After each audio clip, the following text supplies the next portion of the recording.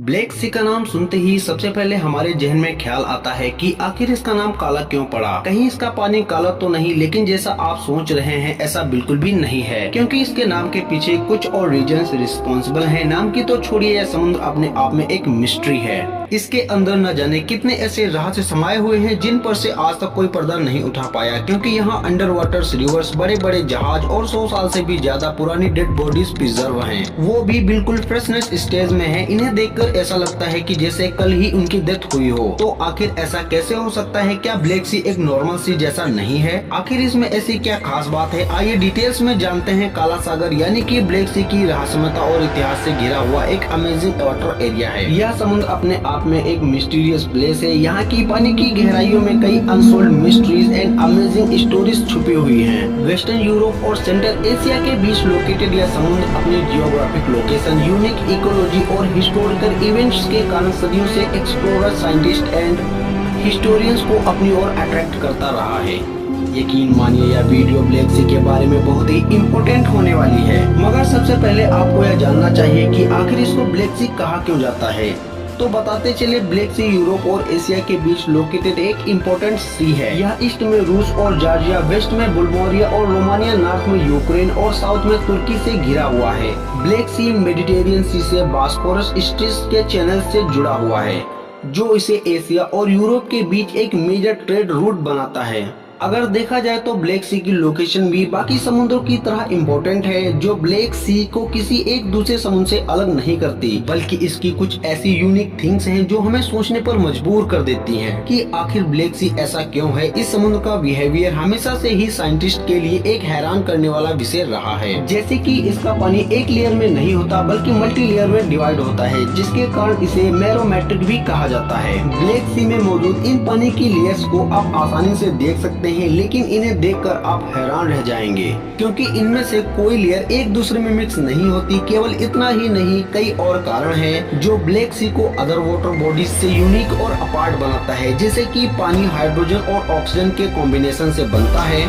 समुद्र के पानी के ऊपर की सरफेस से लेकर नीचे तक ऑक्सीजन होती है और एक ही फ्लो में मोशन करती है, जिसके कारण पानी में रहने वाले लिविंग्स ऑफ ऑर्गेनिज्म जिंदा रहते हैं। वे समुद्र के पानी में ही ऑक्सीजन लेते हैं, लेकिन ब्लैक सी में ऐसा कुछ नहीं होता। इनफैक्ट ब्लैक सी में जितनी ज्यादा गहराई होती है, इसका इन्वायरमेंट उतना ही ज्यादा रिस्की हो जाएगा। और तो और ब्लैक सी के बॉटम पर ऑक्सीजन ही नहीं है। जी हाँ, आपने बिल्कुल सही सुना। ब्लैक सी की ऊपरी सरफेस यानी कि करीब 150 मीटर तक के हिस्से में ही ऑक्सीजन है।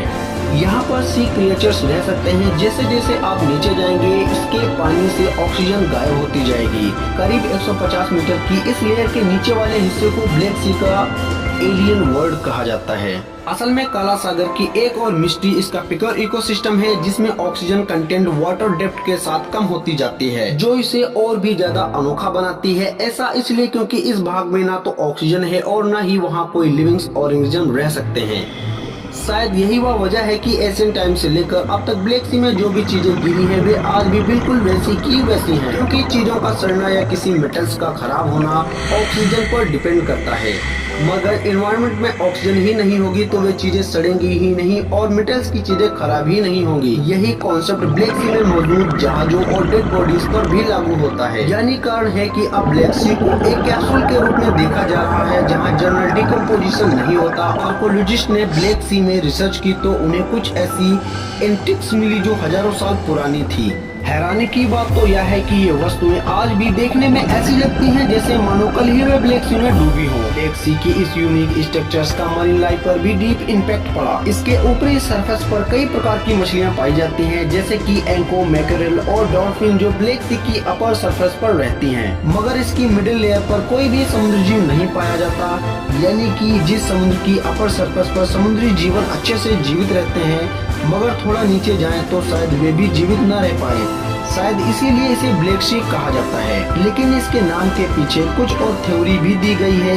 कई अंश के अकॉर्डिंग इस समुद्र की गहराई में एक ऐसा स्तर है जहां ऑक्सीजन की कमी के कारण जीवन पॉसिबल नहीं है।